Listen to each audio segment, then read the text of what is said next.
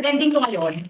Kasi nga yung mga prediction dito sa paligid natin, alam mo naman, sobrang grabe daw ngayong 2026. So ako naniniwala talaga ako dun personally. So maliban sa napakaraming dasal ang kailangan natin, kailangan pa rin natin ng protection na kahit papaano, taboy malas, alam mo yun, kailangan natin ng evil eye protection. Ito meron akong palawit dito. Ito yung keychain natin, the evil eye protection. Na at least kahit papaano yung mga bad luck, yung mga nananalangin sa'yo, or yung mga nagsasabi sa'yo ng mga hindi maganda, or kahit hinichismis ka, yung may mga, alam mo yun, may mga maiitim na budhi sa paligid natin, na nagkalat, be, kailangan mo to. O, kung isa ka sa ganun na nakakaranas, lalo na ngayong 2026 guys, ang dami naglipa ng mga, alam mo na, eto, ilalagay ko yung mismong link.